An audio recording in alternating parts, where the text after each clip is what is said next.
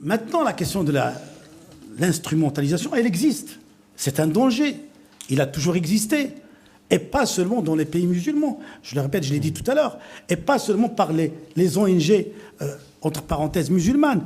Il a existé et il existe aujourd'hui et qui sont occidentales. Qui ne sont pas même pas pays musulmans. Donc, quand on généralise, si on veut résumer la situation, nous devons être défenseurs d'une action humanitaire. Tout le monde a le droit de faire l'humanitaire.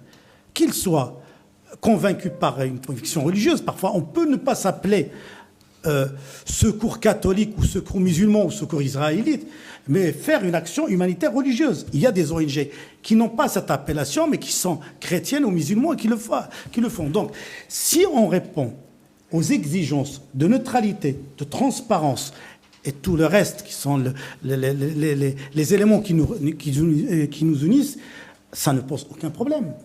Par contre, si c'est instrumentalisé par un État, par un parti politique, sans dire qu'il est religieux ou pas, parce que je suis désolé, les partis politiques ou ces organisations, elles aussi, elles ont leurs arguments.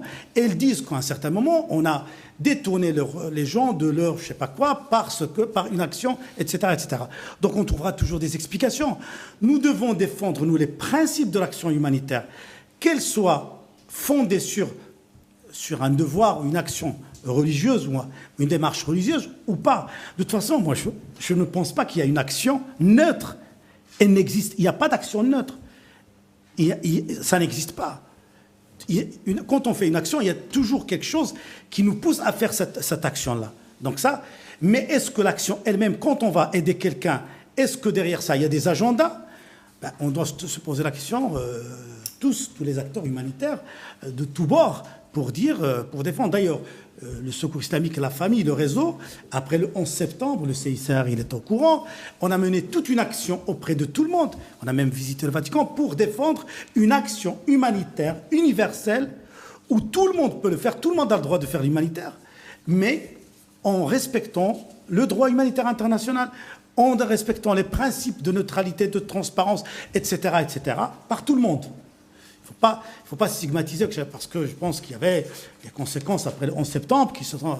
On parle beaucoup d'actions humanitaires musulmanes, mais je suis désolé, il n'y a pas que, même aujourd'hui, on a des actions humanitaires dans certains pays qui n'ont rien à voir avec l'action humanitaire. Moi, j'étais au Maroc dernièrement, je vous cite des exemples parce qu'on m'a demandé de citer des exemples, et puis le Maroc a été obligé d'arrêter beaucoup d'organisations qui ont le label d'organisation humanitaire, mais qui n'ont rien à voir avec l'action humanitaire, qui ont d'autres agendas. Et entre parenthèses, ils ne sont pas musulmans ou islamiques, comme ça vous plaît, mais bon, ça dépend des dictionnaires, mais l'essentiel, il est là. Monsieur Hofteringer, sur la question de la neutralité, j'imagine que vous voulez réagir, mais en même temps, je rajouterais peut-être une sous-question à ce niveau-là. C'est justement, c'est le cas du CICR et de la Croix-Rouge, dont on voit bien que les emblèmes mêmes sont aujourd'hui parfois contestés parce que ces emblèmes de la Croix-Rouge, la croix par exemple, le croissant ou le cristal, sont des emblèmes qui sont assimilés par certaines populations à des emblèmes religieux ou occidentaux. Oui, j'aimerais peut-être d'abord confirmer premièrement la question d'une instrumentalisation.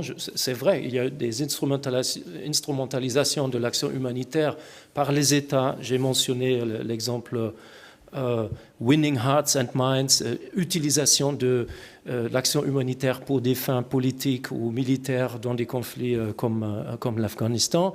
On a une instrumentalisation aussi de l'action humanitaire pour des fins du prosélytisme et absolument, ça existe.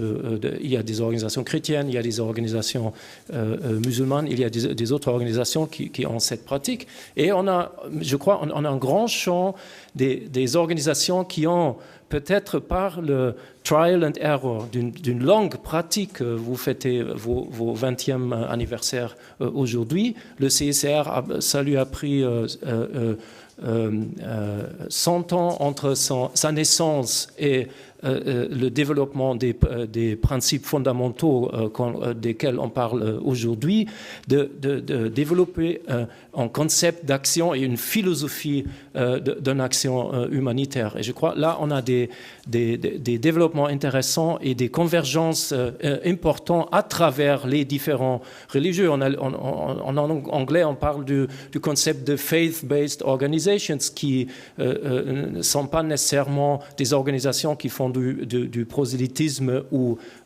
qui ne sont pas d'accord avec le principe d'impartialité quand il concerne les victimes, mais qui se basent sur des motivations religieuses dans leur action humanitaire.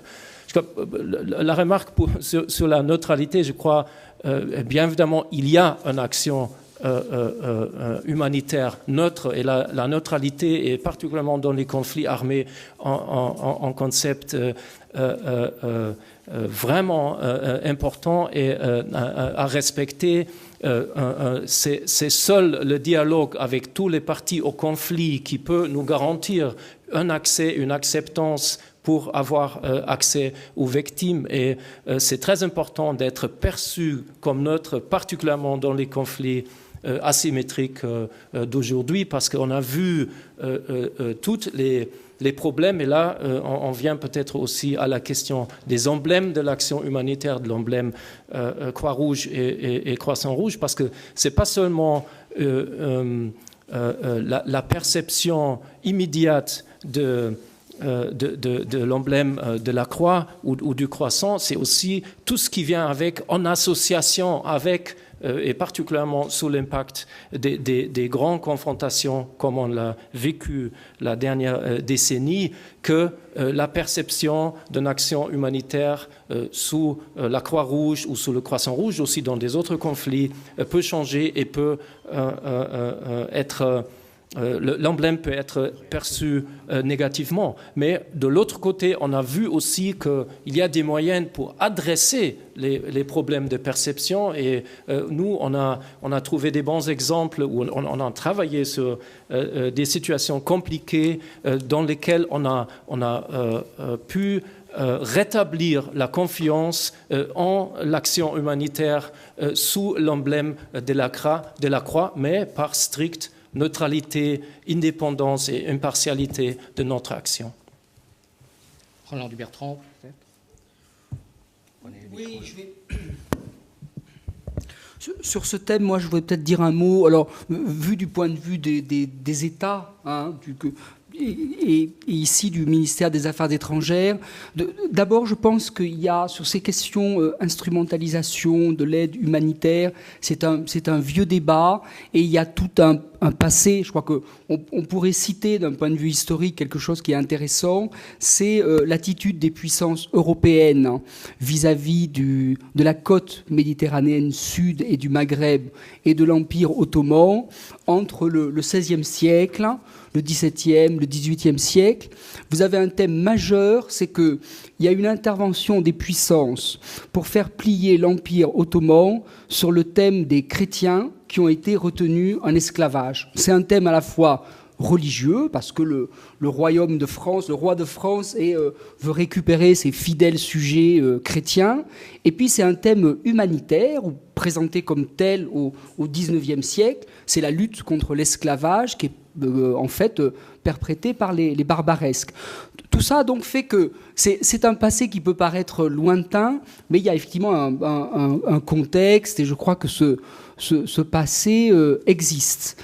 Alors après, aujourd'hui, la problématique pour un État comme la France sur l'aide humanitaire, puisque nous avons développé une aide humanitaire d'urgence d'État, avec le centre de crise ici représenté, effectivement, moi je dirais que c'est presque même, ça correspond non seulement à nos principes, même je crois à nos intérêts bien compris, de s'inscrire dans le cadre des principes généraux humanitaires, c'est-à-dire tout en étant, évidemment, le ministère des Affaires étrangères, on a une politique extérieure, donc nous on défend et on développe cette politique extérieure, mais je pense que l'action humanitaire qui est menée en lien avec les ONG françaises, elle a effectivement tout intérêt à s'inscrire dans ce courant central sur l'impartialité vis-à-vis des victimes, hein, sur la neutralité aussi, autant que faire se peut en ce qui concerne en tout cas un État, et en tout cas la transparence. Et dans nos relations avec les ONG, comme je l'ai dit tout à l'heure, qu'elles soient d'ailleurs confessionnelles, hein, puisqu'on a des relations de travail avec un certain nombre d'ONG confessionnelles, dont le Secours islamique ici présent, ou non confessionnelles, je crois qu'on essaye de travailler exactement sur les mêmes bases de ces principes-là. J'ajouterai d'ailleurs, pour terminer, que on a plusieurs exemples où la relation diplomatique avec un autre État est très mauvaise, relation bilatérale dégradée. Ça n'empêche pas l'action humanitaire parce que le pays adversaire a été frappé par une catastrophe à un moment donné. Et ça se fait dans une intervention de type désintéressé, mais qui, politiquement, peut aussi avoir des effets positifs, finalement. Merci. Oui, Rachid, un petit mot, et après, je passerai la parole à François G. de l'AFD. Tout à l'heure, quand il a dit que notre ami, c'est ça qu'il avait vu venir des organisations turques et de Malaisie, etc., la question, elle est surprenante, parce qu'on dirait qu'il y avait un monopole de l'action humanitaire à certains moments. Tout d'un coup, on découvre qu'il y a des musulmans qui font de l'humanitaire. C'est tout à fait naturel et normal. Jusqu'à présent, on ne les voyait pas. C'est à partir de l'Afghanistan. Ils étaient débutants, il y a eu des erreurs, etc. Mais je pense que c'est naturel de voir maintenant des organisations du Sud qui commencent à débarquer l'action humanitaire en dehors du fait religieux. Tout le monde a le droit, à certains moments, de faire l'action humanitaire. Elle est beaucoup plus liée, moi, à la richesse qu'à la religion. Parce que les premiers qui ont commencé à faire l'action humanitaire du monde musulman, c'est des organisations du pays du Golfe. C'est les premiers parce que c'est lié à la richesse, c'est lié les pays de l'Afrique du Nord, jusqu'à présent, ne font pas d'action humanitaire extérieure parce qu'ils n'ont pas les moyens. Ils sont concentrés sur l'action sociale à l'intérieur du pays. Et je pense l'arrivée de plus en plus, vous allez le voir de toute façon, parce que c'est pas un monopole. Je me rappelle que Pierre Michelisi, quand il parlait acteurs du Sud et du Nord, il avait vu vrai, parce que jusqu'à présent, on dirait que c'est comme, je ne vais pas faire le parallèle, mais c'est normal. C'est des gens qui veulent faire de l'humanitaire comme vous. Alors pourquoi toujours leur donner une autre explication autre que le fait qu'ils veulent faire de l'humanitaire? Par contre, la manipulation, mais elle a toujours existé, elle existe, elle existera. Pour des raisons politiques, parce que même les puissances utilisent l'humanitaire actuellement. On est en débat entre nous, les humanitaires, sur l'influence ou la question à intégrer, etc. Elle est toujours posée.